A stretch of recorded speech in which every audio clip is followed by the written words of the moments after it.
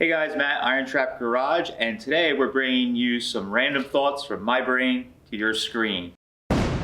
I've gotten a lot of comments, questions, emails, in person at shows of guys that are beginners or maybe somebody that's into muscle cars. They want to get into traditional hot rods or the nostalgic rod and custom thing like we focus on specifically on this channel, and they don't know where to start, where to get parts, what fits this, what, how to affordably do it.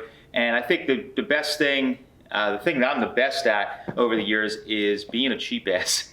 So I've learned to save money, find deals, and just kind of navigate my way around a hobby that can be quite expensive, but do it on a budget, but also get something that looks spot on, that is just like period correct, looks like it came right out of the time frame that you built it. And I think that's something that I've gotten pretty good at. So I put together just like 5 tips that will, I think, hopefully help you guys that are just looking to get into this, or maybe there's a tip in here that you guys have been doing it for a while. Maybe there's something I thought of that might help you. So we're just gonna go over a couple of those tips today. And what I want you guys to do is drop comments down below. Let me know if there's anything you've thought up for guys that are just getting into this, because we want to make this hobby grow, of course. So anything we could do to give information, give knowledge to guys that are looking to get into this, especially the younger guys, I think this is the type of information that might help you. And it's the stuff that I give a lot of the younger guys that come to my shop. I give them these tips all the time so they can go off and start on their own projects. So, number 1, and it's probably the most important thing, use what you have around you. I can't stress that enough. A lot of guys get caught up in the Instagram and social media world of people posting like Arden heads and Scott blowers and all this crazy stuff. And yes, I obviously just scored some of that, but for short money. And it took me years to find this stuff, and it's a once-in-a-lifetime chance. But all these guys on the internet that are posting that, if you follow like H&H Flatheads, they do amazing work. They're always posting like their high-end stuff. And those builds, I think I saw the other day, like they commented, it's like, I think a Scott blown flathead with all the repro stuff they make is like 20 G's for an engine. So for the average working guy like you and I, that's not totally doable when you have the rest of a car to build. So it's great to do, but you may not have it. So use what you have around you. So if you got a neighbor down the street that's got a 327 sitting around and it's cheap, use it. Just use it.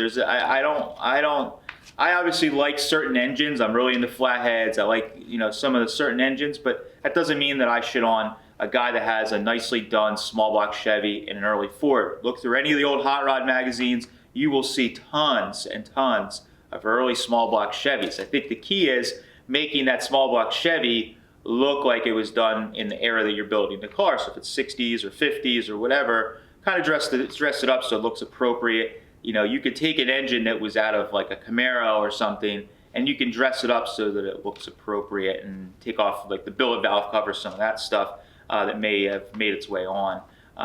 But the other thing is use what's around you. So things like wheels, if you start researching, like Jeep used some just plain steel wheels that fit on early Fords that have the same bolt pattern. And sometimes they're a little wider. So if you're looking for like the cheater slick look and you don't have the money, you could buy some stuff like that you can just go right to the junkyard today and get that stuff. Later Fords, pickup trucks, some of them had steel wheels that look appropriate. You could put a cool set of retro valve or wheel covers on it, and the thing will look the part, and nobody cares in the end of the day. If it looks cool, it looks right, and it's a nice driving car. That's all that matters. It only gets when you get really crazy about this stuff like me that's geeky, that you want every little detail to be period correct. But at the end of the day, if you're trying to get into this, it really doesn't matter. Get the car on the road. So use what you got laying around, what you could find from local guys, and make it work.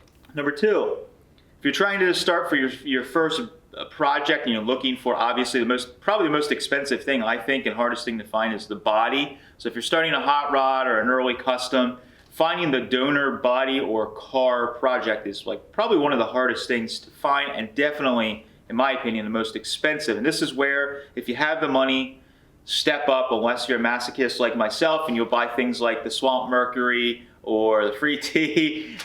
You guys have seen on the channel the kind of work it takes to bring that stuff all the way around. And if you have the extra money and you don't have the tools or skill set, you may want to spend a little more money there buying something that's nicer. But where you can save money and get the best bang for your buck is I know everybody wants a 32 three-window coupe or a 32 Roadster, 40 coupe, or you want a 50 Merc. All those cars are very cool, but very expensive because they are so popular. So start looking around for what I call oddball or oddball cars. And you could get stuff that looks the part, and if you're already customizing, it doesn't really matter and will look really cool. So if you're into if you're looking for like an early hot rod in the Model A era, 32 Ford era, start looking at number one, Mopar brands. So Chrysler, DeSoto, some of those cars from the late 20s, early 30s, even into the mid 30s, they look really, really similar and actually are quite beautiful cars when they're done up. So if you look at a 32 anything, I don't care if it's Ford, Chrysler, Chevy,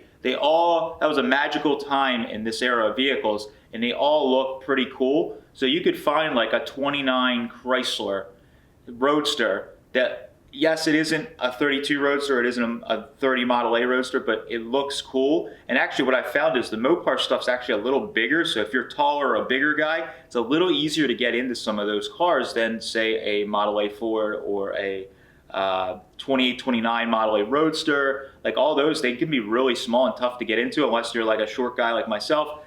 So you can look at that. The GM products are also very cheap in that era of the 20s and 30s. Now, the one thing you want to look out for is they have a lot of wood in them, and there's a lot of hidden rust in those. So the wood rots out. The metal that's wrapped around the wood starts to rust from the inside out, and when they get floppy because of the wood falling apart, you're in big trouble. So those cars have a lot of wood in them. So be careful with that. It's your first build and you don't have a way to do a full major tear down and rebuild from panel by panel. You may want to watch out for the GMs because they get to be a little touchy, but you can get really solid ones for the money you would pay for a piece of crap Model A Roadster body. You could get a super solid Chevy of the same era. So that's something to think about. Now, if you're looking at the customs and you're getting into, say, the later 30s, 40s, and 50s customs, again, start looking at what I call the off brands, and I don't mean that in a negative way. Just look at the brands that are in that era that aren't as cool, so to speak. So if you go to, like, say, the early 50s, shoebox Fords have gotten really inexpensive, while the, like, 50 to 52 Chevys, they are a little more expensive and seem to be more popular. So in that case, I would call the Ford the off brand because everybody's going towards those like two-door Chevys that are more popular for chopping. So, look at a shoebox Ford. They're getting really affordable right now, and you could pick up a pretty cool one, pretty nice one for short money. Now, if you're looking at the era of doing like a late 30s style early custom build, again, start looking at some of those off brands. A 36 three-window is going to be a lot of money. But you know what? You could probably find something off brand, and again, I don't mean it negative, that is like a Hudson or a Nash or something like that might not be as desirable to the mass, to the masses, but you can get a body for pretty cheap. And I've seen some really, really neat cars that are built. And when you customize these things, in the end of the day, you're changing so much that as long as it looks cool and everything flows, people will appreciate that, and they're not going to say, oh, that started out as a Nash. So that's why I would say start looking for some of the off brands. They're very inexpensive. You can buy complete bodies or complete cars for not a lot of money. And from there, as long as you have the important parts like the fenders, the deck lid, the doors, and the main body, you're off and running. Some of that other stuff doesn't really matter as far as interior or grill or some of that, because you're probably going to customize it and change it anyways. Doesn't matter. Number 3, looking for cheap engines. So engines are another expensive thing when you're getting into this hobby. The body and the engine are probably the two most expensive things with hot rods and customs. So, other than the paint and bodywork, of course, that goes without saying. So engines, what I found, a little trick you could do over the years that I found is find cars that have cool engines that aren't expensive. And the way to describe that is like some of the, like, for instance, like we were talking about, like a shoebox Ford is kind of inexpensive nowadays, and sometimes you can find them for like, say, $500. It's all beat up, it's rotted out, poorly modified, but you know what? It's got a flathead that runs. $500 for a whole car.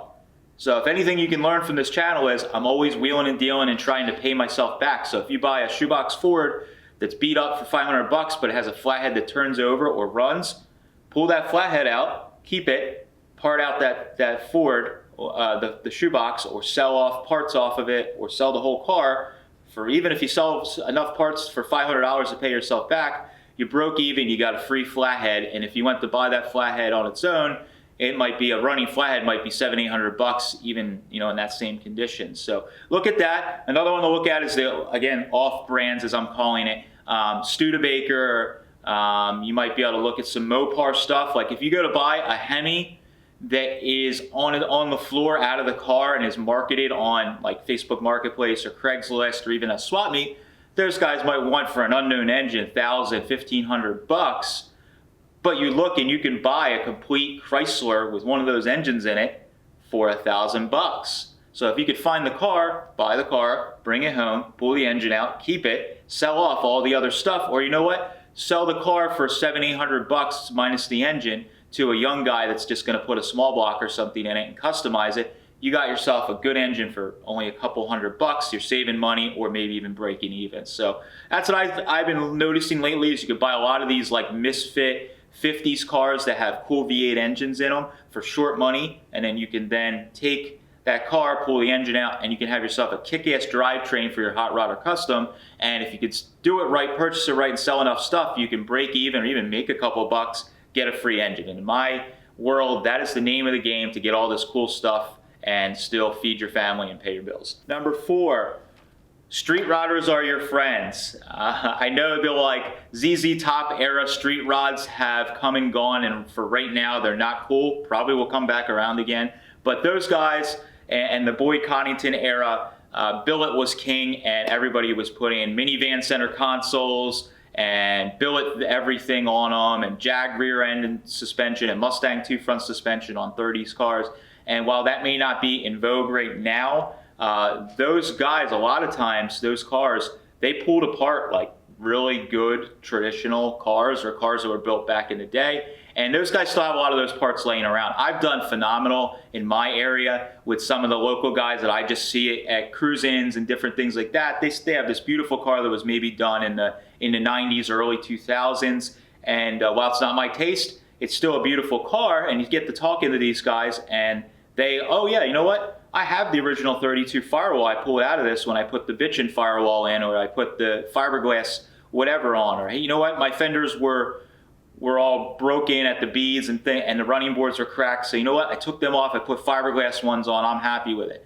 Well, you want to build a traditional car that maybe has some patina or something like that, you can buy that stuff for pretty cheap. So I've bought, especially when it comes to stock Ford parts, so banjo rears, 39 transmissions, even speed equipment for some of these cars. Guys were pulling that stuff off because that just wasn't cool back then, and they may still have it in their garage or in their barn. Or even if somebody's doing a modern street rod that's more like performance-based as far as like Pro Mod or something like that, you start to see some of that trickle into the hot rod world.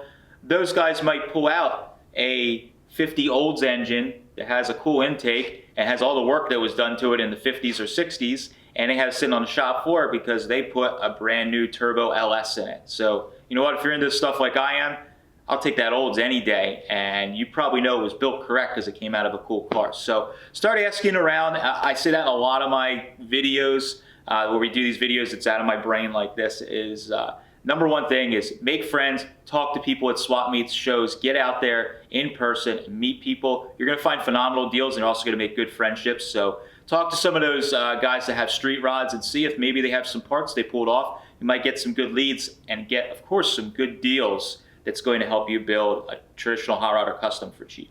And the last thing, number 5, is, and I've showed this in a recent video where I was repairing a dash, and that's me trying to get this whole information out there. Don't be afraid to buy cheap parts that have been modified and hacked. There's so many guys that I see on the internet, on social media, that turn their nose to a part that isn't perfect and ready to be chromed tomorrow. Yes, if you're building a high-end show car that you want to compete for America's Most Beautiful Roadster, it's going to cost you more money to buy a dashboard that's a little pitted because, you know, if you want to get a chrome, that's a problem. I get that world, you're building stuff that's way up here, doesn't make sense, it actually costs you more money. But for in the real world where we're living, it doesn't matter if you buy a pair of wishbones that have a little bit of pitting in them and they're cheap. I see guys all the time that are turning their nose to it, and I proved it with that 3536 Ford dash that I bought for pretty cheap. I spent like an hour or two's worth of work. I fixed the repair, and now I have a really, really solid dash that I can throw some cheap like glove box door, ashtray and stuff in it. And I have a dash that some guy might try to get $300-400 for, and I might only have like $100 into it, which is great. And you know what? I did the work myself and I learned something. So don't be afraid to buy parts that are a little damaged, a little rougher, and fix them to make them work on your car. Because in the end of the day, that's to me the true essence of hot rodding, is work with what you have, and you're gonna buy leftovers from other guys. And that's what guys were doing back in the day. And everyone I've talked to, all the magazines you read, guys are pulling stuff out of junkyards, finding stuff sitting behind houses and things like that, and they were building cars. And I still feel like that's true today. We just can't get the stuff as easily. So you may have to go to a swap meet. You may have to buy a whole car just to get a dashboard, which I've done before, and stuff like that. But you know what? Do the work. Don't turn your nose at something that's a little more rough, because if you don't have money, what else do you have? You have time. You have a lot of time, and you have the manpower. So if you have the manpower to do the work, and you have the time, but you don't have a lot of money, well, there's your answer. Buy the stuff that's cheap. Spend the time that you do have to make something that's nice. If you're on the other end of the spectrum, maybe you're retired and you're just building your dream hot rod, you know what? You might have the money in the bank to buy that mint part and wait, because you don't have the time or energy to fix it. So you just balance it. But I know a lot of the messages and comments we get are from guys that are just starting out, don't have a lot of money, or younger, and don't know where to get this stuff. So I thought that some of these little tips that I use every single day would help you guys. So that's all I have for this one. I appreciate you guys following along as always. Definitely drop us a comment down below. We want this community to share and interact and help other guys to keep this traditional hot rod and custom thing growing every single day. So if you got a tip down below for something that you think would help another guy get a good deal or save some money, drop it down below in the comments. I love reading the comments. I try and answer like 99% of them as much as I can. That's why I don't sleep a lot, but I love reading the comments. And yeah, thanks guys. Catch you later.